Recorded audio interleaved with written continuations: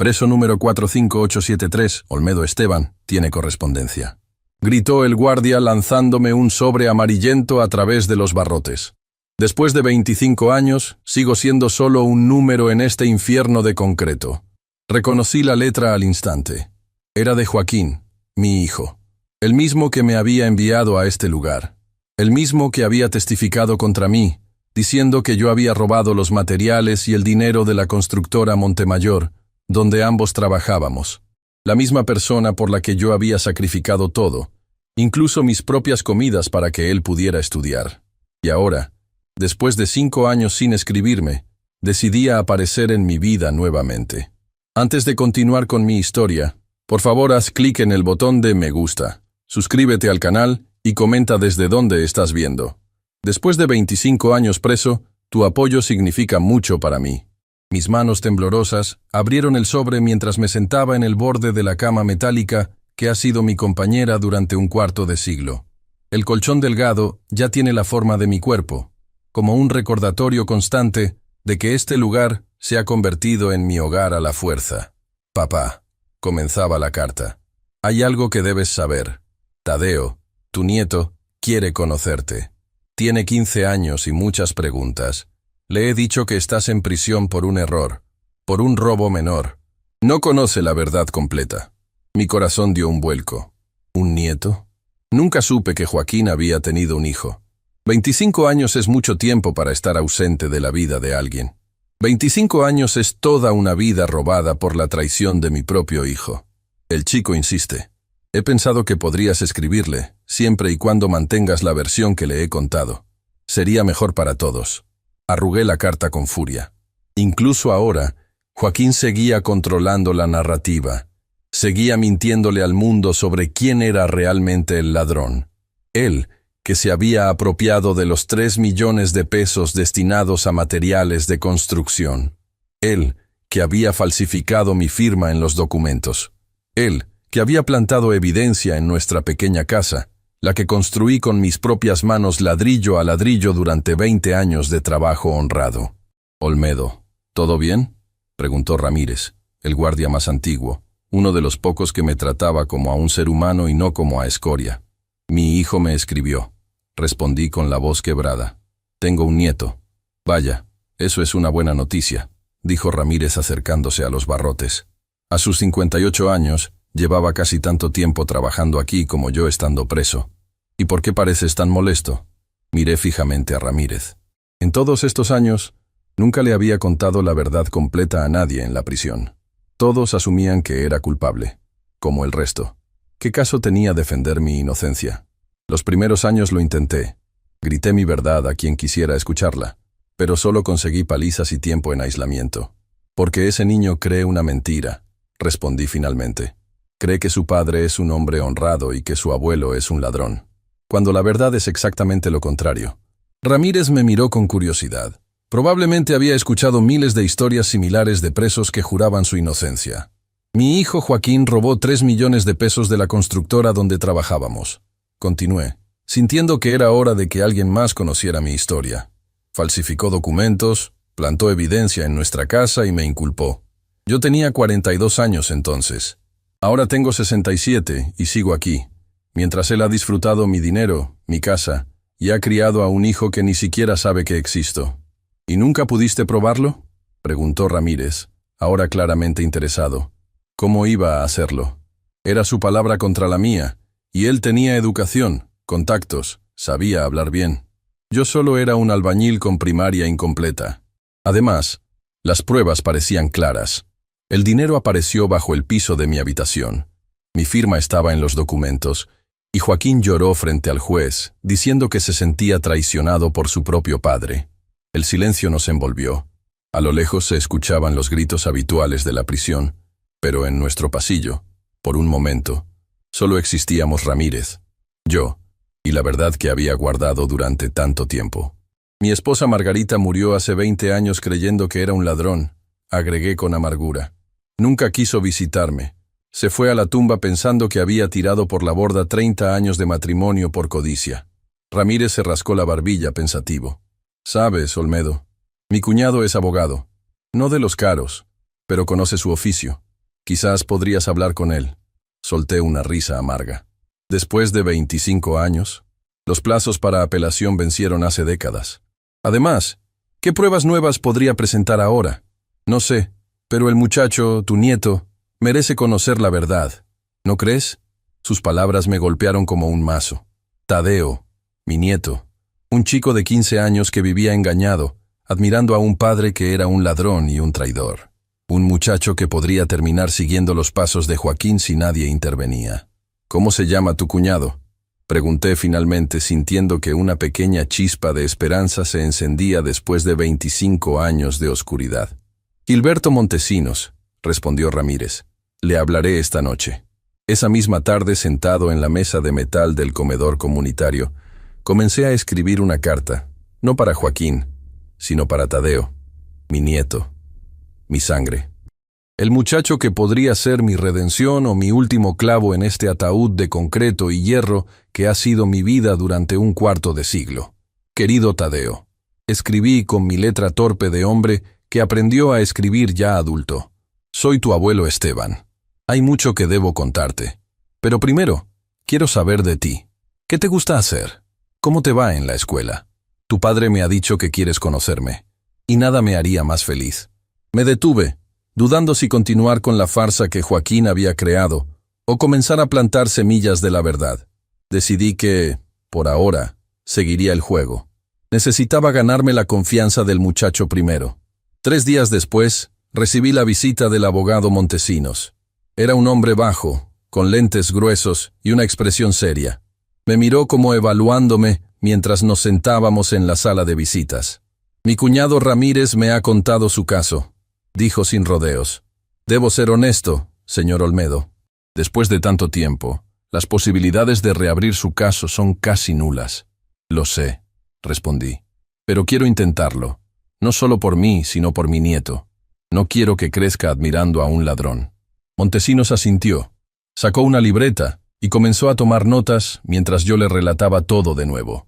Cómo Joaquín había comenzado a trabajar conmigo en la constructora, cómo había ascendido rápidamente gracias a sus estudios, cómo había ganado la confianza del dueño, el señor Montemayor, y cómo finalmente había desaparecido el dinero destinado al proyecto más grande que habíamos tenido. ¿Hubo algún testigo que pudiera haber corroborado su versión?, preguntó Montesinos. Sí, Soledad Quiroz, mi vecina. Ella vio cuando Joaquín llegó a casa con una maleta la noche antes de que me arrestaran. Pero cuando intentó testificar, Joaquín ya la había convencido de que yo estaba involucrado en negocios turbios. Le dijo que la maleta contenía herramientas que había comprado en el extranjero. ¿Y esta Soledad sigue viva? No lo sé. Hace muchos años que no sé nada de mi antiguo barrio. Montesinos cerró su libreta. Voy a investigar, señor Olmedo. No le prometo nada, pero hay técnicas forenses modernas que podrían ayudarnos si logramos acceder a los documentos originales. Las falsificaciones ahora se pueden detectar con métodos que no existían hace 25 años. Por primera vez en mucho tiempo, sentí que mi corazón latía con algo parecido a la esperanza, pero sabía que debía ser cauteloso. Las esperanzas rotas duelen más que no tener esperanza en absoluto. Hay algo más que debes saber, agregué. Joaquín me ha escrito pidiendo que mantenga su versión de la historia frente a Tadeo. Dice que le ha contado que estoy aquí por un error, por un robo menor. Montesinos frunció el ceño. Eso podría complicar las cosas. Si decidimos proceder, en algún momento tendremos que confrontar a su hijo. Y el chico se enterará de todo. Lo sé, respondí con pesar. Pero ya he perdido 25 años de mi vida por proteger una mentira. No perderé los años que me quedan también. Esa noche, en la soledad de mi celda, releí la carta de Joaquín. Había algo extraño en su repentino interés por conectarme con Tadeo. En 25 años, Joaquín apenas me había visitado una docena de veces, y siempre para asegurarse de que seguía manteniendo su versión de los hechos. ¿Por qué ahora? ¿Qué había cambiado? La respuesta llegó una semana después, cuando recibí mi primera carta de Tadeo. Querido abuelo. Comenzaba con una letra pulcra y ordenada, muy diferente a la mía. Me alegra mucho poder escribirte al fin. Papá nunca quiso que lo hiciera antes, pero ahora que estoy investigando sobre nuestra familia para un proyecto escolar, ha tenido que ceder. Proyecto escolar. Ahí estaba la respuesta. Joaquín no había querido conectarnos. Había sido obligado por las circunstancias. Tengo muchas preguntas sobre ti y sobre lo que pasó. Papá solo dice que cometiste un error, que tomaste algo que no era tuyo y que por eso estás ahí. Pero la maestra nos ha pedido que investiguemos las historias familiares con detalle, y necesito saber más. Mi corazón se aceleró. Este proyecto escolar podría ser la oportunidad que había esperado durante 25 años. La oportunidad de que alguien escarbara en la verdad. También he estado hablando con la señora Quirós, continuaba la carta. ¿La recuerdas? Vive a 3 casas de la nuestra. Me ha contado historias sobre ti, sobre cómo construiste nuestra casa ladrillo por ladrillo. Dice que eras el hombre más trabajador del barrio. Soledad Quirós. Seguía viva, y al parecer, ya no creía la versión de Joaquín. La pieza más importante del rompecabezas estaba de vuelta en juego. Me gustaría visitarte, abuelo. Quiero conocerte en persona. Papá dice que no es posible por ahora, pero yo tengo el presentimiento de que me está ocultando algo importante. ¿Tú qué opinas? Terminé de leer la carta con lágrimas en los ojos. Tadeo no era un niño cualquiera. Era perspicaz, curioso, y sobre todo, parecía tener un sentido innato de la justicia. Mi nieto, mi sangre. Esa noche, en lugar de responder la carta de Tadeo, escribí una para Soledad Quirós. Si ella estaba hablando con mi nieto, quizás ahora estaría dispuesta a escuchar mi versión de los hechos, a recordar lo que realmente vio aquella noche hace 25 años. Quizás, finalmente, la verdad tenía una oportunidad. «Apaga la luz, Olmedo», ordenó el guardia de turno. «Ya es hora de dormir». Obedecí, guardando mi carta inconclusa bajo el colchón. Mañana la terminaría y la enviaría con la ayuda de Ramírez. Por primera vez en 25 años, me acosté con un plan, con un propósito claro. Joaquín me había robado mi libertad, mi dinero, mi reputación y mi familia. Pero no le permitiría robarme a mi nieto también. No cuando finalmente tenía una oportunidad de limpiar mi nombre y recuperar aunque sea un fragmento de la vida que me fue arrebatada. Mientras miraba el techo de mi celda en la oscuridad, una frase resonaba en mi mente. 25 años es mucho tiempo, pero no demasiado para que la verdad salga a la luz. No demasiado para que la justicia, por fin, llegue a mi vida. 2 semanas pasaron antes de recibir respuesta de Soledad Quirós. Durante ese tiempo, mi mente se debatía entre la esperanza y el miedo. ¿Y si Joaquín descubría que estaba intentando contactarla? ¿Y si ella seguía creyendo en su versión? El sobre llegó un martes por la mañana. Ramírez me lo entregó con una sonrisa cómplice. «Parece que tienes una admiradora, Olmedo», bromeó mientras me pasaba la carta a través de los barrotes. Mis manos temblorosas apenas podían sostener el papel. La letra pulcra y ordenada, típica de una maestra jubilada como Soledad, me devolvió instantáneamente a otra época, cuando éramos vecinos, cuando era un hombre libre. «Estimado Esteban», comenzaba la carta, «tu carta me ha dejado sin palabras. Durante años, creí la versión de Joaquín, pero siempre hubo algo que no me cuadraba en su historia. Ahora que he conocido a tu nieto Tadeo, las dudas han regresado con más fuerza». Mi corazón dio un vuelco. Soledad tenía dudas. Era más de lo que había esperado. «El chico es extraordinario, Esteban. Tiene tu mirada, esa manera tuya de observar todo con atención, de no perderse ningún detalle, y hace preguntas. Muchas preguntas. Preguntas que Joaquín evita responder. Sonreí al imaginar a mi nieto, con mis ojos, con mi curiosidad. Tadeo vino a verme hace un mes, preguntando sobre ti para su proyecto escolar. Me di cuenta de que Joaquín le había contado una versión muy diluida de lo sucedido. Le dijo que habías robado materiales de construcción, no 3 millones de pesos. Le hizo creer que estabas cumpliendo una condena desproporcionada por un delito menor. Apreté los puños.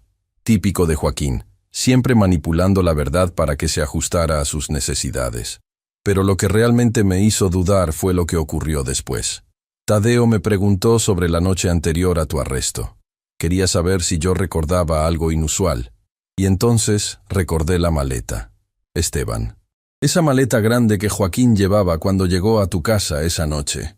Recordé cómo la protegía, cómo no la soltaba ni por un momento. Mi respiración se aceleró. Esa maleta, la que probablemente contenía el dinero robado, antes de que Joaquín lo escondiera bajo el piso de mi habitación para inculparme. Le conté a Tadeo sobre la maleta, sin insinuar nada, solo como un detalle que recordaba. La expresión de su rostro cambió. Me dijo que su padre le había contado que tú habías llegado esa noche con una bolsa misteriosa, que habías actuado de forma sospechosa. ¿Te das cuenta, Esteban? Joaquín invirtió la historia. Te puso a ti en su lugar. Cerré los ojos tratando de controlar la ira que me invadía. 25 años. 25 años en esta celda por culpa de esas mentiras. Hay algo más que debes saber, continuaba la carta de Soledad. La casa que construiste con tanto esfuerzo ya no existe. Joaquín la vendió hace años. Según Tadeo, su padre dilapidó todo el dinero en malas inversiones y apuestas. Ahora viven en un pequeño departamento rentado en las afueras de la ciudad. Sentí un nudo en la garganta. Mi casa, la que construí ladrillo a ladrillo durante 20 años, la que representaba cada gota de sudor, cada sacrificio, vendida por el hijo que me traicionó. Esteban, quiero ayudarte. Creo que después de tanto tiempo, merezco saber la verdad completa. Si estás dispuesto a contármela, tal vez podamos encontrar una forma de limpiar tu nombre. Por Tadeo. Ese muchacho merece saber quién es realmente su abuelo. Terminé de leer la carta con lágrimas en los ojos. Por primera vez en 25 años, alguien fuera de estos muros estaba dispuesto a escuchar mi versión. Alguien importante del pasado comenzaba a dudar de Joaquín. Esa misma tarde, recibí la visita del abogado Montesinos. Su expresión era más animada que en nuestro primer encuentro. «Tengo noticias, señor Olmedo», dijo mientras se sentaba frente a mí en la sala de visitas. «He estado investigando su caso y hay algo interesante. Los documentos originales de la constructora Montemayor aún existen. Están archivados en el juzgado, pero podemos solicitar acceso a ellos.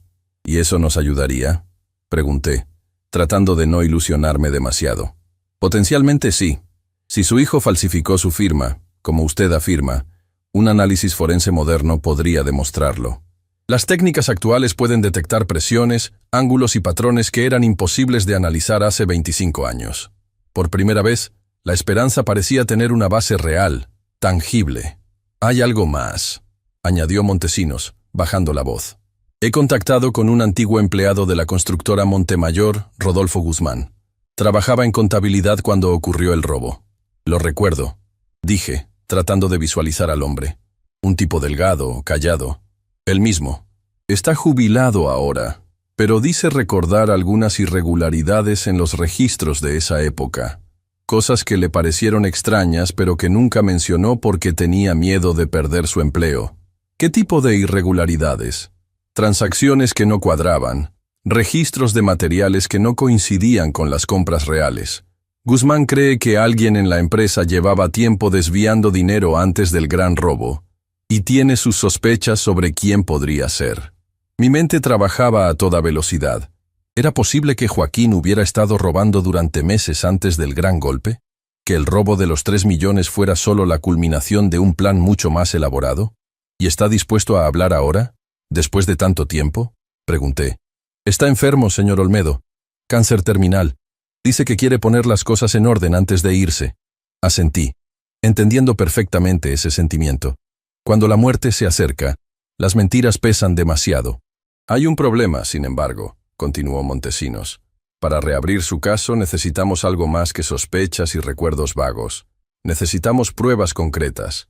Y su hijo ha sido muy cuidadoso en borrar sus huellas. ¿Qué sugiere entonces? Que sigamos 2 caminos paralelos. Yo intentaré conseguir acceso a los documentos originales y hablaré con Guzmán para obtener una declaración jurada. Mientras tanto, usted debería mantener el contacto con su nieto y con la señora Quirós. Si Joaquín ha estado mintiendo durante tanto tiempo, es probable que haya cometido errores, que se haya contradicho en algún momento.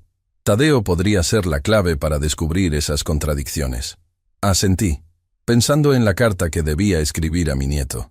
¿Cuánto podía revelarle sin ponerlo en una posición imposible frente a su padre? ¿Cómo ganarse su confianza sin destruir su mundo? «Una cosa más, señor Olmedo», añadió Montesinos mientras recogía su maletín. «He hablado con el juez Isauro Montalvo sobre su caso. Es conocido por revisar viejas sentencias cuando aparecen nuevas evidencias. Está dispuesto a escucharnos si conseguimos algo sólido. Esa noche, sentado en mi celda, escribí 2 cartas. La primera, para Soledad, contándole toda la verdad. cada detalle que podía recordar sobre aquellos días fatídicos. Le expliqué cómo Joaquín había ascendido rápidamente en la constructora gracias a su educación, cómo se había ganado la confianza del dueño y cómo finalmente había desaparecido el dinero. Le conté sobre el momento en que la policía llegó a nuestra casa, cómo encontraron el dinero bajo el piso de mi habitación, un escondite que yo no sabía que existía. Le hablé del juicio, de cómo el abogado público asignado apenas se molestó en defenderme, de cómo el juez ya tenía su veredicto decidido antes de escuchar mi versión. La segunda carta era para Tadeo. Esta fue mucho más difícil de escribir. No podía contarle toda la verdad, no todavía. Pero tampoco quería seguir perpetuando la mentira de Joaquín. Querido Tadeo, escribí finalmente, me alegra mucho saber de ti, y que estés interesado en conocer nuestra historia familiar para tu proyecto escolar. La verdad es siempre importante, aunque a veces sea dolorosa o complicada. Me detuve, pensando cuidadosamente en mis siguientes palabras. Me preguntas sobre lo que ocurrió, sobre por qué estoy aquí. La versión que conoces es incompleta, Tadeo. No fue un simple robo de materiales lo que me trajo a este lugar. Fue algo mucho más grave y complejo. Algo que involucra a personas que ambos queremos. Era lo más cerca que podía estar de la verdad sin acusar directamente a Joaquín. Hay algo que puedes hacer por mí, si realmente quieres ayudarme con tu proyecto. Habla con la señora Quiroz. Ella estaba allí cuando todo ocurrió. Pregúntale específicamente sobre la noche anterior a mi arresto. Pregúntale quién llegó a casa con una maleta grande. Este detalle puede parecer insignificante, pero es más importante de lo que imaginas. Esperaba que Tadeo entendiera la insinuación, que comenzara a cuestionar la versión de su padre. También me gustaría que hablaras con un hombre llamado Rodolfo Guzmán. Era el contador de la constructora donde trabajábamos tu padre y yo. Quizás él pueda ofrecerte una perspectiva diferente para tu proyecto. Era arriesgado mencionar a Guzmán. Si Joaquín se enteraba, podría intentar silenciarlo antes de que hablara con Tadeo. Pero necesitaba que mi nieto escuchara otras versiones, que comenzara a armar el rompecabezas por sí mismo. En cuanto a visitarme, me encantaría conocerte en persona, Tadeo. Hay un proceso que debes seguir para obtener permiso. Habla con la señora Quiroz. Ella puede ayudarte con eso. Tu padre no necesita enterarse, si eso facilita las cosas. Terminé la carta con palabras de cariño para un nieto al que nunca había visto, pero que ya ocupaba un lugar importante en mi corazón. Esperaba que Tadeo fuera lo suficientemente valiente y perspicaz para seguir las pistas que le estaba dejando. La respuesta llegó más rápido de lo que esperaba. Solo 3 días después, Ramírez me entregó un sobre con la letra ya familiar de Tadeo. Querido abuelo, comenzaba. He hablado con la señora Quiroz como me sugeriste.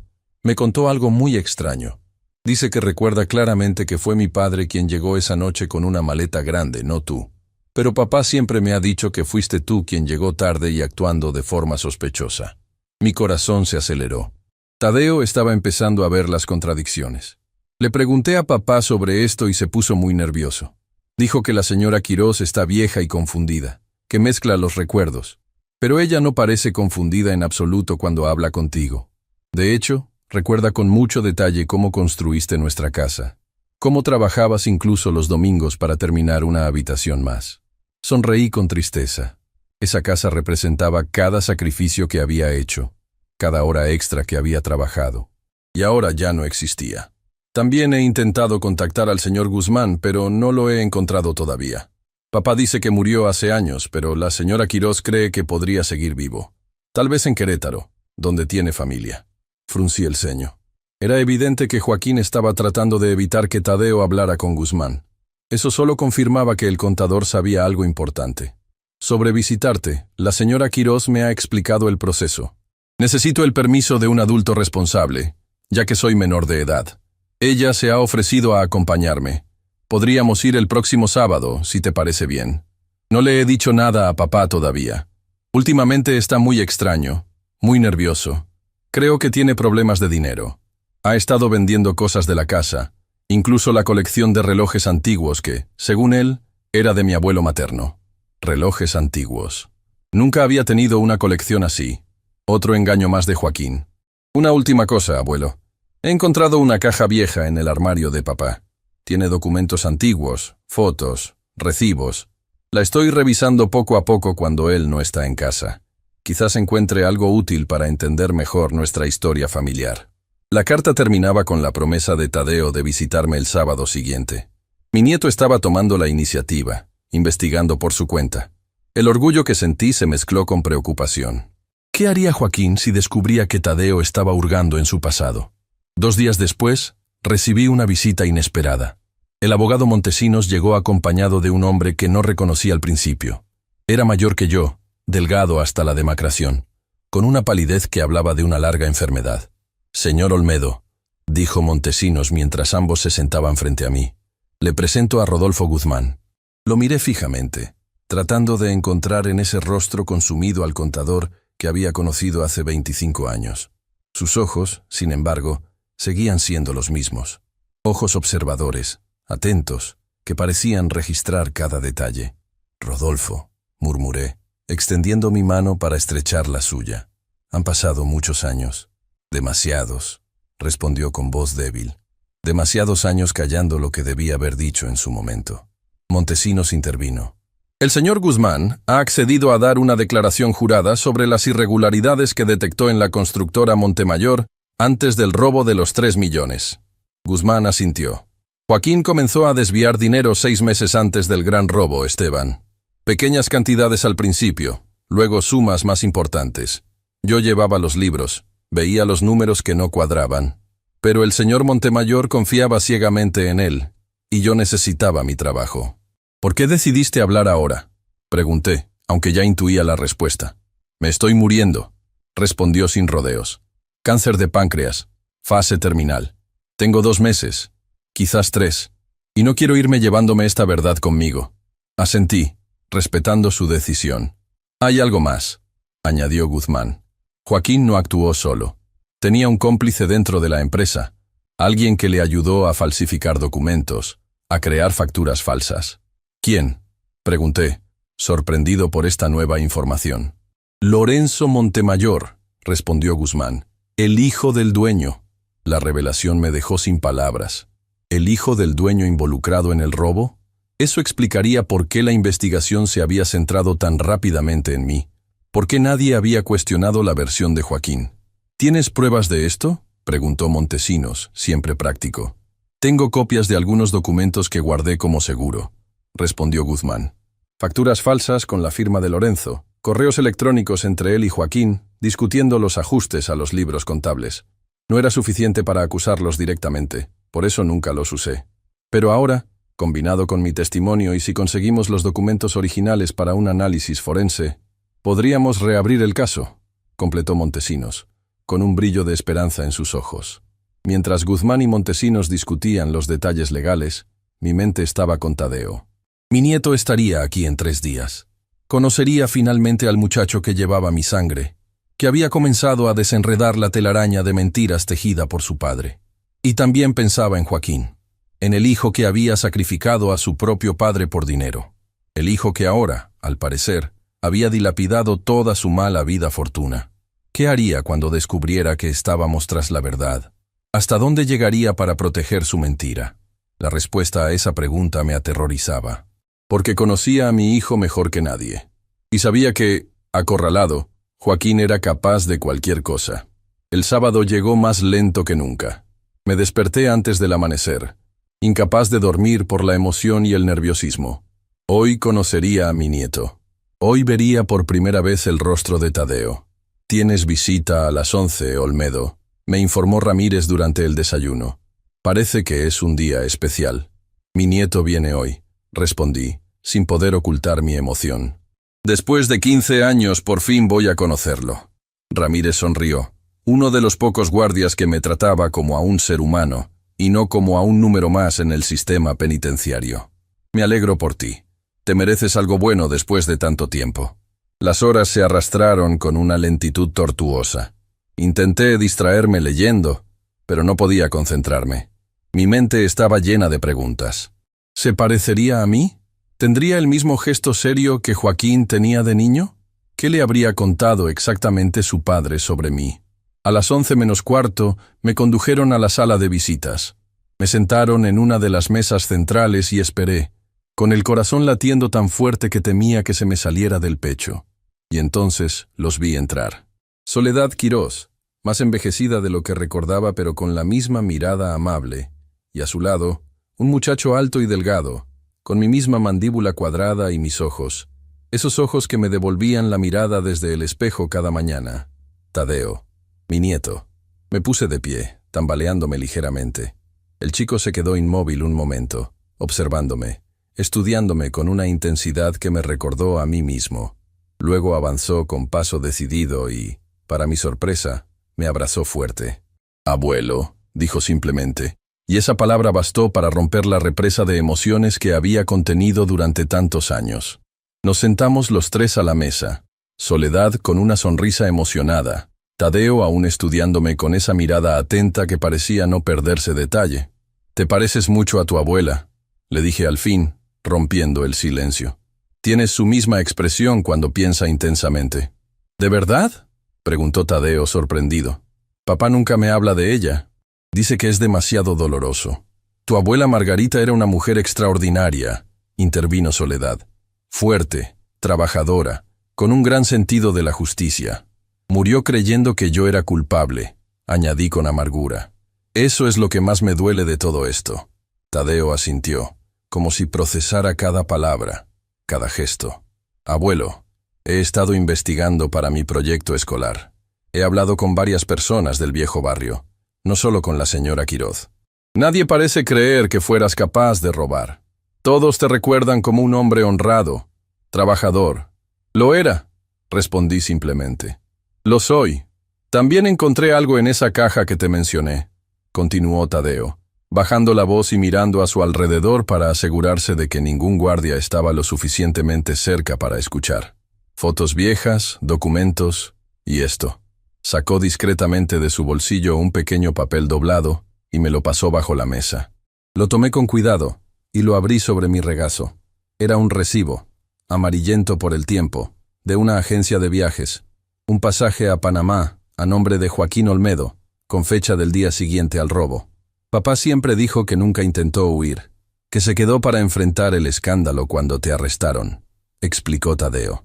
Pero este recibo demuestra que planeaba escapar, completé, sintiendo que una pieza más del rompecabezas encajaba en su lugar. Probablemente cambió de planes cuando la policía me arrestó a mí en lugar de a él. Vio una oportunidad mejor, quedarse, heredar todo lo mío y no ser perseguido. Tadeo asintió gravemente. «Hay más, abuelo. He encontrado extractos bancarios antiguos, grandes sumas de dinero entrando y saliendo de una cuenta a nombre de papá en los meses previos al robo. Demasiado dinero para su salario de entonces». Lo miré con orgullo y asombro. Mi nieto no solo era inteligente, sino valiente. Estaba investigando a su propio padre, enfrentándose a una verdad que podría destruir su mundo. «Tadeo», intervino Soledad con tono preocupado. «¿Tu padre sabe que estás aquí hoy?» El muchacho negó con la cabeza. «Le dije que iba a la biblioteca a investigar para mi proyecto. No sospecha nada». «Debes tener cuidado», le advertí, sintiendo una punzada de miedo por él. «Joaquín puede ser impredecible cuando se siente acorralado». «Lo sé», respondió Tadeo con una madurez impropia de sus 15 años. «Lo he visto enfadarse cuando le hago demasiadas preguntas. Por eso empecé a investigar por mi cuenta». «¿Qué más has descubierto?», pregunté, cada vez más impresionado con mi nieto. «He buscado información sobre Lorenzo Montemayor, como me sugeriste en tu última carta. Ahora vive en Monterrey. Es un empresario importante. Pero lo interesante es que él y papá siguen en contacto. Los vi juntos hace un mes, discutiendo acaloradamente en un café. Papá parecía estar pidiéndole algo, casi suplicando. Intercambié una mirada significativa con Soledad. Esto confirmaba lo que Guzmán nos había contado sobre la complicidad entre Joaquín y Lorenzo. «También he hablado con el abogado Montesinos», continuó Tadeo. «Me buscó en la escuela. Me contó que están reuniendo pruebas para reabrir tu caso». «¿Montesinos te contactó?», pregunté, sorprendido y algo preocupado. No habíamos acordado involucrar directamente a Tadeo en los aspectos legales. «Yo lo contacté a él», aclaró Tadeo. «Encontré su número en tus cartas. Pensé que podría ayudarme con mi proyecto escolar». El chico sonrió, y por primera vez vi en él un destello de picardía. El proyecto escolar se había convertido en una excusa perfecta para su investigación. «Abuelo», continuó, ahora más serio, Hay algo más que debes saber. Papá está en problemas, grandes problemas. Tiene deudas, muchas deudas. Escuché una llamada telefónica. Lo amenazaban. Decían que si no pagaba pronto irían por mí. Un escalofrío me recorrió la espalda. Si Joaquín estaba siendo amenazado, si sentía que su hijo estaba en peligro, ¿hasta dónde llegaría para conseguir dinero? ¿Qué haría si descubría que Tadeo estaba ayudando a probar mi inocencia? Tadeo, quizás deberías alejarte de todo esto, sugerí, sintiendo que mi deseo de justicia se enfrentaba a mi instinto de proteger a mi nieto. Es demasiado peligroso. No, respondió firmemente. He vivido 15 años creyendo una mentira. 15 años sin conocer a mi abuelo. No voy a dar marcha atrás ahora. Su determinación me recordó tanto a Margarita que sentí un nudo en la garganta. Mi esposa había tenido esa misma firmeza, esa misma convicción inquebrantable. Además, añadió, he tomado precauciones. He hecho copias de todos los documentos importantes y las he dejado en un lugar seguro. Y no estoy solo en esto. La señora Quirós me ayuda, y ahora también el abogado Montesinos. Soledad asintió, apoyando a Tadeo. Y el juez Montalvo está interesado en el caso. Es conocido por su integridad, por corregir viejas injusticias. Suspiré, sabiendo que no podría disuadirlos. Y en el fondo, no quería hacerlo. Después de 25 años, la verdad estaba finalmente a nuestro alcance. ¿Cuál es el plan entonces?, pregunté. Montesinos presentará una solicitud formal para reabrir el caso, explicó Soledad. Con el testimonio de Guzmán, los documentos que Tadeo ha encontrado y el análisis forense de las firmas, podría haber suficientes pruebas para al menos conseguir una revisión. Mientras tanto, continuó Tadeo, seguiré recopilando información. Hay algo más en esa caja que aún no he podido revisar a fondo. Un cuaderno viejo con anotaciones de papá. Está en clave, pero creo que puedo descifrarlo. ¿Y si Joaquín descubre lo que estás haciendo?, pregunté, sin poder ocultar mi preocupación. Por eso vengo a verte como parte de mi proyecto escolar, respondió Tadeo con una sonrisa astuta. Es la excusa perfecta, y papá está demasiado preocupado por sus propios problemas para prestar mucha atención. La visita continuó durante 1 hora más. Tadeo me hizo muchas preguntas sobre mi vida antes de la prisión, sobre su abuela, sobre cómo había construido nuestra casa. Le conté historias que había guardado durante 25 años, observando cómo sus ojos se iluminaban al escuchar sobre su herencia, sobre la familia que nunca llegó a conocer. Cuando el guardia anunció que el tiempo de visita había terminado, sentí una mezcla de tristeza y esperanza. Tristeza por tener que despedirme, esperanza porque por primera vez en 25 años sentía que la justicia era posible. Volveré el próximo sábado, prometió Tadeo mientras me abrazaba para despedirse. Y traeré más información. Lo vi alejarse junto a Soledad, caminando con esa mezcla de determinación y vulnerabilidad tan propia de la juventud. Mi nieto, el chico que estaba arriesgando su relación con su padre para ayudar a un abuelo que apenas conocía. 3 días después, recibí una visita inesperada. El juez Isauro Montalvo, un hombre de aspecto severo pero mirada amable, vino personalmente a verme a la prisión. «Señor Olmedo», me saludó formalmente mientras nos sentábamos en una sala privada, lejos de los oídos de otros presos o guardias. He estado revisando su caso a petición del abogado Montesinos. «Se lo agradezco, señor juez», respondí, impresionado de que un magistrado de su nivel se tomara la molestia de visitarme personalmente. «He de ser honesto con usted», continuó el juez. «En mis 30 años de carrera he visto muchos casos de personas que claman ser inocentes. La mayoría no lo son, pero en su caso hay irregularidades que no puedo ignorar». «¿Qué tipo de irregularidades?», pregunté, sintiendo que la esperanza crecía en mi pecho. Para empezar, la rapidez con la que se desarrolló el juicio. Menos de 2 meses entre el arresto y la sentencia. Para un caso de esa magnitud, es inusualmente rápido. Además, su abogado de oficio apenas presentó defensa, y el juez Salgado, quien llevó su caso, tenía conexiones personales con la familia Montemayor que no fueron declaradas. «¿Conexiones personales?», pregunté, sorprendido por esta nueva información. El juez Salgado era primo hermano de la esposa del señor Montemayor, el dueño de la constructora. Un claro conflicto de intereses que debería haber sido motivo para que se recusara del caso. Sentí que la rabia y la indignación me invadían. Todo había sido una farsa desde el principio. Un juicio amañado para proteger al verdadero culpable. ¿Qué significa esto para mi caso?, pregunté, tratando de mantener la calma. Significa que hay base legal para solicitar una revisión completa, respondió el juez.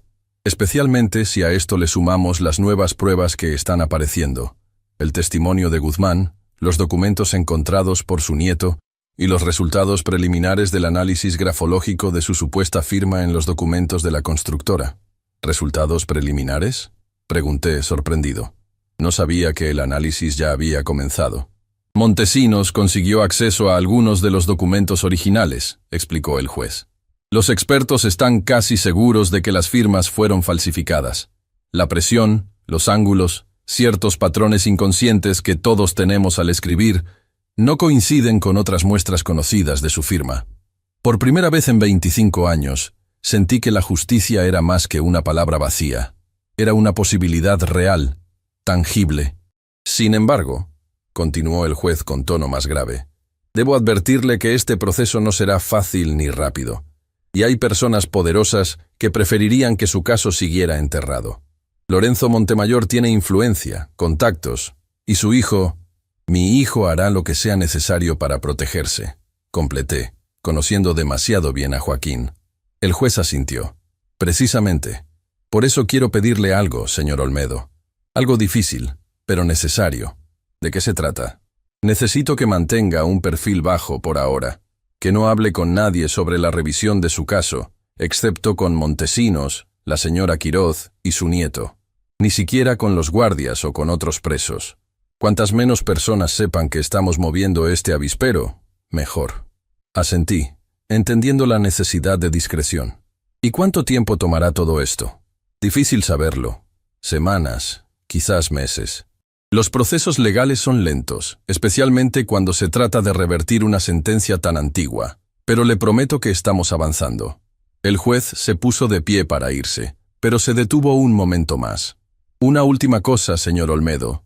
Su nieto, Tadeo, es un joven excepcional. Vino a verme a mi despacho, ¿sabe? Trajo documentos, hizo preguntas precisas, inteligentes. Me recordó a mí mismo a su edad, cuando decidí que quería dedicar mi vida a la justicia. Sonreí con orgullo. Tiene lo mejor de su abuela, su inteligencia, su sentido de lo correcto. Protéjalo, añadió el juez con tono sombrío.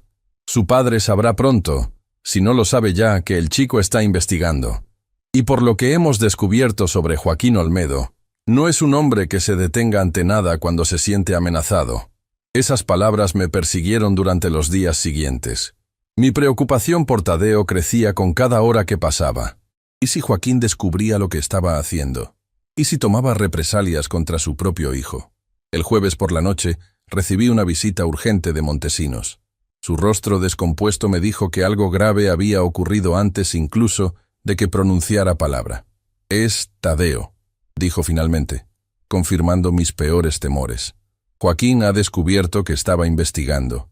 Lo ha enviado a un internado en Monterrey, lejos de todos nosotros. Y hay más. Ha presentado una denuncia contra la señora Quiroz por influir negativamente en su hijo menor de edad. Sentí que el mundo se derrumbaba a mi alrededor. Tadeo, mi nieto, mi esperanza, ahora estaba en manos de Joaquín, lejos de cualquier ayuda. ¿Cómo se enteró?, pregunté, sintiendo que la rabia me consumía. No estamos seguros. Quizás encontró los documentos que Tadeo había copiado, o tal vez alguien lo vio viniendo aquí. Lo importante ahora es que el chico está aislado, probablemente sin forma de comunicarse con nosotros. ¿Y Soledad? ¿Está bien? Por ahora sí. La denuncia es ridícula y probablemente será desestimada, pero ha conseguido asustarla, que era lo que Joaquín pretendía. Me sentí culpable, terriblemente culpable. Por mi deseo de justicia, había puesto en peligro a mi nieto y a una anciana que solo intentaba ayudarme. ¿Qué podemos hacer?, pregunté desesperado. Seguir adelante con el proceso legal, respondió Montesinos firmemente. Ahora más que nunca. El juez Montalvo está preparando una orden para que se analicen todos los documentos originales del caso. Y Guzmán ha entregado su declaración jurada completa, con fechas, cantidades, detalles precisos sobre cómo Joaquín y Lorenzo desviaron el dinero. Pero, Tadeo, no podemos hacer nada por él directamente, no ahora. Legalmente, Joaquín tiene todo el derecho a decidir dónde estudia su hijo. Pero si conseguimos demostrar tu inocencia, si logramos que se reabra el caso y que Joaquín sea investigado, entonces Tadeo será libre. Asentí, sabiendo que Montesinos tenía razón. La mejor forma de ayudar a mi nieto ahora era continuar con el proceso legal, presionar para que la verdad saliera a la luz lo antes posible. Esa noche, en la soledad de mi celda, escribí una carta más, no para Tadeo, que probablemente no podría recibirla en ese internado controlado por su padre. No para Soledad, que ya estaba haciendo más de lo que podía pedirle. Esta carta era para Joaquín. «Hijo», escribí, sintiendo que la palabra quemaba en el papel. «Sé lo que has hecho. Sé que has enviado a Tadeo lejos para evitar que descubra la verdad. Pero es demasiado tarde. La verdad ya está en movimiento, y ni tú ni Lorenzo podréis detenerla». Seguí escribiendo, dejando que 25 años de dolor, rabia y decepción fluyeran a través de mis palabras. Le recordé todo lo que había sacrificado por él, cada hora extra de trabajo, cada peso ahorrado para su educación. Le hablé de su madre, de cómo había muerto creyendo que yo era un ladrón.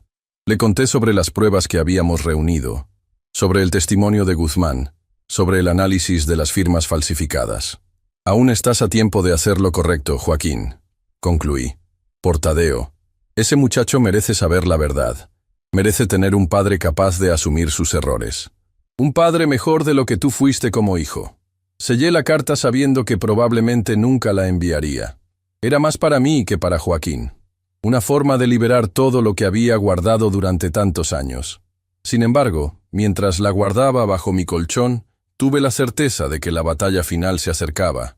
Joaquín había movido ficha, aislando a Tadeo, intimidando a Soledad. Ahora nos tocaba a nosotros. Y esta vez, teníamos algo que nunca tuvimos hace 25 años. Pruebas, aliados y, sobre todo, la determinación de que la verdad, por fin, saliera a la luz. Lo que no sabía entonces era que Joaquín tenía un plan mucho más peligroso que simplemente alejar a Tadeo o intimidar a Soledad. Un plan que pondría en riesgo no solo mi caso, sino la vida misma de quienes intentaban ayudarme. Una semana después del traslado de Tadeo al internado, recibí una visita inesperada. El guardia Ramírez me despertó antes del amanecer, su rostro sombrío iluminado apenas por la tenue luz del pasillo. «Olmedo, levántate. Tienes una visita urgente». «¿A esta hora?», pregunté, confundido. Las visitas nunca se permitían antes del horario oficial, que comenzaba a las 9. «Órdenes del director», respondió Ramírez, abriendo la celda. «Parece grave». Me condujo por pasillos silenciosos hasta una pequeña sala que nunca había visto antes. No era la sala de visitas habitual, sino una oficina austera con una mesa metálica y 2 sillas. «Espera aquí», dijo Ramírez, y salió cerrando la puerta. Minutos después, la puerta se abrió de nuevo. Para mi sorpresa, quien entró no fue ni Montesinos ni el juez Montalvo, como esperaba. Era Joaquín, mi hijo, el hombre que me había robado 25 años de vida. «Papá», dijo secamente, sentándose frente a mí. Lo observé detenidamente. A sus 47 años, Joaquín mostraba signos de una vida difícil que no esperaba ver. Profundas ojeras, el rostro demacrado, las manos ligeramente temblorosas. No era la imagen del hombre próspero que había imaginado disfrutando de mi dinero y mi casa. «¿A qué debo el honor?», pregunté sin poder evitar el tono amargo. «Después de 5 años sin visitarme, ¿qué te trae aquí tan temprano?». «Sabes perfectamente por qué estoy aquí», respondió, inclinándose hacia mí. «Tadeo, Montesinos, Guzmán, el juez Montalvo. Has estado muy ocupado últimamente. Igual que tú, enviando a tu hijo a un internado para que no descubra la verdad». Joaquín sonrió, pero era una sonrisa fría, calculadora. «¿La verdad? ¿Tu versión de la verdad?». Tadeo estaba confundido, influenciado por esa vieja entrometida de Quirós. «Lo envié al internado por su propio bien». «Lo enviaste para silenciarlo», corregí. «Igual que presentaste esa denuncia falsa contra Soledad. Estás asustado, Joaquín. Asustado porque finalmente la verdad está saliendo a la luz». Por un momento, Vi un destello de algo en sus ojos. ¿Miedo? ¿Culpa? Desapareció tan rápido que no pude identificarlo. Escúchame bien, papá, dijo, bajando la voz. He venido a ofrecerte un trato. El último que obtendrás de mí. No me interesan tus tratos. Te interesará este. Detén ahora mismo todo este circo legal. Dile a Montesinos que abandone el caso. Convence a Guzmán de que retire su testimonio. A cambio, dejaré que Tadeo te visite regularmente, cada mes, y te enviaré dinero para que tus últimos años aquí sean más cómodos. Lo miré fijamente, incapaz de creer lo que estaba oyendo. Después de todo lo que había hecho, aún tenía la audacia de ofrecerme un soborno. ¿De verdad crees que puedes comprarme? ¿Que renunciaré a limpiar mi nombre por unas visitas y algo de dinero? No seas ingenuo, respondió Joaquín, su tono endureciéndose. No tienes opciones reales. ¿Crees que después de 25 años alguien va a reabrir tu caso? ¿Que un juez va a aceptar el testimonio de un moribundo y unos documentos viejos? El juez Montalvo parece pensar que sí. Joaquín soltó una risa despectiva. Montalvo es un idealista. Pero este no es un mundo para idealistas, papá. Es un mundo para gente práctica, gente que sabe cómo funcionan realmente las cosas. Gente como tú, dije, sin ocultar mi desprecio. Gente que traiciona a su propia familia por dinero. Vi cómo la máscara de control de Joaquín se agrietaba momentáneamente. No tienes ni idea de lo que estás hablando. No sabes nada sobre mis razones. Entonces ilumíname. Explícame qué podría justificar enviar a tu propio padre a la cárcel durante 25 años. Joaquín se pasó una mano por el rostro, un gesto de cansancio que me recordó dolorosamente al joven inseguro que una vez había sido, antes de que la ambición lo consumiera. Estaba atrapado, dijo finalmente. Había apostado. Debía mucho dinero a gente peligrosa. Me amenazaron, no solo a mí, también a mamá. Dijeron que si no les pagaba, ella sufriría un accidente. Lo miré, atónito. ¿Y por eso robaste el dinero de la constructora? ¿Por deudas de juego? Al principio solo tomé pequeñas cantidades pensando que podría devolverlas. Pero las deudas crecían. Y entonces Lorenzo me ofreció un plan. El gran golpe. 3 millones de pesos. Suficiente para pagar mis deudas y empezar de nuevo. ¿Y decidiste culparme a mí? Eso fue idea de Lorenzo. Dijo que necesitábamos un chivo expiatorio. Alguien que pareciera culpable. Él falsificó tu firma en los documentos. Yo escondí parte del dinero bajo el piso de tu habitación la noche antes del arresto. La maleta, la que Soledad había visto. Ahora todo encajaba. ¿Y tu madre? ¿Margarita sabía la verdad? La expresión de Joaquín se ensombreció. No al principio, pero creo que lo sospechaba. Hacia el final, antes de morir, me preguntó directamente. No pude mentirle a la cara. Así que murió sabiendo que su hijo había traicionado a su esposo, que yo era inocente. Sentí una mezcla de alivio y dolor. Al menos Margarita había conocido la verdad antes de partir. Pero el dinero se acabó, ¿verdad? Continué, observando el desgaste evidente en Joaquín. Lo despilfarraste todo. Las cosas se complicaron, admitió. Lorenzo me traicionó. Se quedó con la mayor parte. Luego vinieron malas inversiones, más apuestas intentando recuperar lo perdido, y ahora estoy de nuevo endeudado, con la misma gente peligrosa. Y Tadeo está en peligro, concluí, entendiendo ahora su desesperación. Por eso lo enviaste al internado, no solo para alejarlo de la verdad, sino para protegerlo. Joaquín asintió levemente. Necesito dinero, mucho dinero, rápido, y Lorenzo tiene ese dinero. Pero ahora me está chantajeando. Dice que si tu caso se reabre, si hay una investigación, él se asegurará de que yo cargue con toda la culpa. Así que viniste a pedirme que detenga todo para salvarte. Otra vez. Para salvarnos a todos, corrigió Joaquín. Si Lorenzo se siente acorralado, no sé de qué sería capaz. Ya ha amenazado a Guzmán. ¿Qué? La alarma me invadió. ¿Ha amenazado a Guzmán? Lorenzo tiene contactos en todas partes. Se enteró del testimonio que Guzmán preparó para el juez. Ayer envió a alguien a visitarlo al hospital. Solo una advertencia, por ahora. Pero la próxima vez, sentí que la sangre se me helaba. Guzmán, enfermo terminal, ahora también estaba bajo amenaza por intentar hacer lo correcto. ¿Y qué hay de Montesinos? ¿Del juez Montalvo? ¿También están en peligro? Joaquín no respondió, pero su silencio fue suficiente confirmación. Esto ha ido demasiado lejos, dije, golpeando la mesa con frustración. Necesitamos detener a Lorenzo antes de que lastime a alguien. ¿Detenerlo? ¿Cómo? Es intocable. Tiene dinero, influencia, contactos. Tenemos pruebas, Joaquín. Tu testimonio podría ser la pieza final. Mi hijo me miró como si hubiera perdido la razón. ¿Mi testimonio? ¿Estás sugiriendo que me incrimine a mí mismo? Estoy sugiriendo que hagas lo correcto, por una vez en tu vida. Por Tadeo, por tu hijo. Vi el conflicto en su rostro, la lucha interna entre el instinto de autopreservación y lo que quedaba de su conciencia. No puedo ir a la cárcel, dijo finalmente. No sobreviviría ni un año aquí dentro. No tienes que hacerlo, hay otra manera. Le expliqué mi plan, uno que había estado formándose en mi mente mientras hablábamos. Joaquín cooperaría con el juez Montalvo, proporcionando un testimonio completo contra Lorenzo Montemayor, detallando cómo él había sido el cerebro detrás del robo, cómo había falsificado mi firma, cómo había orquestado todo el encubrimiento. A cambio, el juez Montalvo podría ofrecerle un acuerdo, una sentencia suspendida, quizás arresto domiciliario, a cambio de su cooperación total. No era justicia completa, pero era un compromiso que podría funcionar. Lorenzo vendrá a por mí, dijo Joaquín, claramente asustado. Me matará. No si está tras las rejas. Con tu testimonio, el de Guzmán, y todas las pruebas que hemos reunido, tiene pocas posibilidades de escapar. Es él o tú, Joaquín.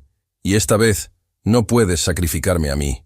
Vi el momento exacto en que tomó su decisión. Un leve hundimiento de hombros, una exhalación resignada. Está bien, dijo finalmente. Hablaré con el juez Montalvo. Le contaré todo. Y Tadeo, añadí, necesita volver a casa. Necesita estar seguro. Lo traeré de vuelta, prometió Joaquín. Hoy mismo. Mientras veía a mi hijo marcharse, sentí una extraña mezcla de emociones. Rabia por lo que me había hecho, alivio por haber finalmente escuchado la verdad de sus propios labios y una preocupación persistente. Joaquín había cedido demasiado fácilmente, y conocía a mi hijo lo suficientemente bien como para saber que nunca se rendía sin tener un plan alternativo. Mis sospechas se confirmaron 2 días después, cuando Montesinos vino a verme con noticias alarmantes. Joaquín ha desaparecido, me informó, su rostro grave. Fue a buscar a Tadeo al internado como prometió, pero nunca llegaron a casa. La policía los está buscando ahora. Sentí que el suelo se abría bajo mis pies. ¿Crees que está huyendo? ¿Llevándose a Tadeo con él? Es una posibilidad. O quizás... Montesinos dejó la frase inconclusa, pero ambos estábamos pensando lo mismo. Quizás Lorenzo Montemayor había decidido eliminar el problema de raíz. Necesitamos encontrarlos, dije, desesperado. Tadeo podría estar en peligro. El juez Montalvo ha contactado con las autoridades de todo el estado. También hay una orden de vigilancia en las fronteras y aeropuertos. Los encontrarán. Pero los días pasaron sin noticias. Cada hora que transcurría aumentaba mi angustia. ¿Dónde estaban? ¿Estarían a salvo? Una semana después del desaparecimiento de Joaquín y Tadeo, recibí una carta. No tenía remitente, y el guardia que me la entregó dijo que había sido dejada en la recepción de la prisión sin más explicación. La abrí con manos temblorosas, reconociendo inmediatamente la letra de Tadeo. Querido abuelo, comenzaba. Si estás leyendo esto, significa que estamos a salvo. No puedo decirte dónde estamos, por nuestra seguridad y la tuya. Papá finalmente me contó toda la verdad. Sobre el robo, sobre cómo te culpó, sobre todo. Al principio no quería creerlo, pero las pruebas son innegables. Sentí un nudo en la garganta mientras continuaba leyendo. Lorenzo Montemayor envió hombres a buscarnos. Querían silenciar a papá antes de que pudiera testificar. Tuvimos que huir. Estamos escondidos pero seguros. Y tenemos algo importante, abuelo. El cuaderno, el que te mencioné antes. Contiene todos los detalles del plan, fechas, cantidades, nombres. Papá lo guardó como seguro, por si Lorenzo alguna vez lo traicionaba. Mi corazón dio un vuelco. Ese cuaderno podría ser la prueba definitiva que necesitábamos. Hemos enviado copias al juez Montalvo y al abogado Montesinos. Las originales están a salvo, en un lugar donde Lorenzo nunca las encontrará. Estamos esperando a que las cosas se calmen, a que Lorenzo sea arrestado. Entonces, volveremos. La carta continuaba con palabras de esperanza, con la promesa de un futuro en el que finalmente podríamos estar juntos como familia. Terminaba con una postdata que me hizo sonreír a pesar de las circunstancias. PD. Papá quiere que sepas que lo siente. No son solo palabras, abuelo. Lo veo en sus ojos. Está realmente arrepentido. Y está tratando de hacer lo correcto, por fin. Los acontecimientos se precipitaron en las semanas siguientes. Con las pruebas del cuaderno de Joaquín, el juez Montalvo obtuvo una orden de arresto contra Lorenzo Montemayor. Lo detuvieron cuando intentaba huir del país, llevándose consigo una maleta llena de dinero y documentos que, irónicamente, solo sirvieron para incriminarlo más. El caso fue reabierto oficialmente. Los análisis forenses confirmaron que mi firma había sido falsificada. El testimonio de Guzmán, ahora protegido por la policía, proporcionó el contexto necesario para entender cómo se había desarrollado toda la conspiración. Y entonces, un mes después de su desaparición, Joaquín y Tadeo regresaron. Aparecieron en el juzgado una mañana, escoltados por agentes federales que los habían mantenido en un programa de protección de testigos. Joaquín testificó. Contó toda la verdad, confirmando cada detalle de mi versión de los hechos. Describió cómo Lorenzo había planeado el robo, cómo él había escondido el dinero en nuestra casa, cómo ambos habían manipulado las pruebas para inculparme. El juez Montalvo, fiel a su palabra, le ofreció un acuerdo: 5 años de arresto domiciliario y la devolución de todos los bienes adquiridos con el dinero robado, a cambio de su testimonio completo contra Lorenzo y otros implicados que fueron surgiendo en la investigación. Y finalmente, el momento que había esperado durante 25 años llegó. El juez Montalvo dictó su resolución. Mi condena había sido un error judicial. Era inocente. Sería liberado inmediatamente. Pero había un problema, un tecnicismo legal que nadie había previsto. Debido a la antigüedad del caso y a ciertas peculiaridades en la legislación, mi liberación requería la firma del gobernador, un trámite que podría tomar semanas, incluso meses. Así que, a pesar de haber sido declarado inocente, seguía en prisión, esperando un papel que me devolviera oficialmente mi libertad. Fue durante ese tiempo de espera cuando recibí la visita más importante de todas. Tadeo vino solo, sin Joaquín, quien había comenzado a cumplir su arresto domiciliario. «Abuelo», dijo mi nieto, abrazándome con fuerza. «El juez Montalvo dice que el gobernador firmará tu liberación la próxima semana». «Por fin serás libre», le devolví el abrazo, sintiendo una mezcla de emociones tan intensas que apenas podía hablar. Este muchacho, este chico valiente e inteligente, había sido la clave para que la verdad saliera a la luz. Sin él, sin su determinación, seguiría siendo el preso número 408-73, condenado a morir entre estos muros. «Hay algo más», continuó Tadeo sonriendo. «La señora Quiroz y yo hemos estado trabajando en una sorpresa para cuando salgas. Estamos reconstruyendo tu casa». «¿Mi casa?», pregunté confundido. «Pero Joaquín la vendió hace años. La compramos de vuelta», explicó Tadeo. «Con el dinero que Lorenzo tuvo que devolver como parte de su acuerdo con la fiscalía. No es exactamente la misma, por supuesto. El nuevo dueño hizo cambios, pero estamos restaurándola lo más parecido posible a como era antes, según las fotos antiguas y los recuerdos de la señora Quiroz». Sentí que las lágrimas rodaban por mis mejillas. Mi casa, la que había construido con mis propias manos, iba a recuperarla. «Y hay una habitación para ti», añadió Tadeo, «junto a la mía. Viviremos juntos, abuelo. Tú, yo y sí, también papá, cuando cumpla su sentencia. Seremos una familia, una verdadera familia». Lo miré, asombrado por su capacidad de perdonar, de ver más allá del daño que su padre había causado. «¿Podrás perdonarlo algún día?», me preguntó Tadeo, súbitamente serio. «A papá. Sé que lo que hizo fue terrible, pero está tratando de cambiar, de hacer las cosas bien». Pensé en Joaquín, en el niño que había sido, en el hombre en que se había convertido, en las decisiones terribles que había tomado y en el arrepentimiento que ahora mostraba. «El perdón es un camino», respondí finalmente. «Un camino largo. No puedo prometerte que llegaré al final de ese camino pronto, Tadeo, pero puedo prometerte que intentaré dar los primeros pasos». Mi nieto asintió, satisfecho con esa respuesta honesta. Cuando se fue, Me quedé pensando en todo lo que había ocurrido, en los 25 años perdidos y en el futuro que ahora se abría ante mí. Un futuro fuera de estos muros. Un futuro con Tadeo, e incluso quizás una reconciliación con Joaquín. No sería fácil. Nada que valga la pena lo es. Pero por primera vez en 25 años, tenía algo que había perdido hace mucho tiempo. Esperanza. Una semana después, tal como Tadeo había predicho, llegó la orden de liberación firmada por el gobernador. Recogí las pocas pertenencias que había acumulado en un cuarto de siglo de encierro.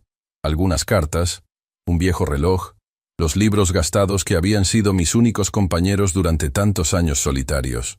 El guardia Ramírez fue quien me acompañó hasta la puerta principal. «Buena suerte ahí fuera, Olmedo», me dijo, estrechando mi mano. «Siempre supe que eras diferente a los demás». Asentí, agradecido por los pequeños gestos de humanidad que me había mostrado durante todos esos años. Y entonces, las puertas se abrieron. La luz del sol me golpeó con una intensidad que casi dolía después de tanto tiempo bajo la luz artificial de la prisión. Y allí, esperándome, estaban Tadeo y Soledad Quirós. Mi nieto corrió hacia mí, abrazándome con tanta fuerza que casi me hizo perder el equilibrio. Soledad se acercó más despacio, con lágrimas en los ojos y una sonrisa que iluminaba su rostro envejecido. «Bienvenido a casa, Esteban», dijo simplemente. «Casa». Después de 25 años, finalmente volvía a casa. No a la casa física, aunque también a ella, sino a la verdadera casa. La libertad, la verdad, la familia. Mientras caminaba hacia el auto que nos esperaba, con el brazo de Tadeo alrededor de mis hombros y la mano de Soledad firmemente agarrada a la mía, sentí que, por primera vez en mucho tiempo, estaba exactamente donde debía estar. El camino hacia la reconciliación total, hacia la reconstrucción de todo lo que había perdido, sería largo. Pero ahora tenía tiempo. Tiempo fuera de esos muros. Tiempo para conocer a mi nieto. Tiempo para volver a la casa que había construido con mis propias manos. Tiempo, quizás, para encontrar en mi corazón un espacio para el perdón. Y mientras el auto se alejaba de la prisión que había sido mi hogar durante 25 años, miré hacia atrás una última vez.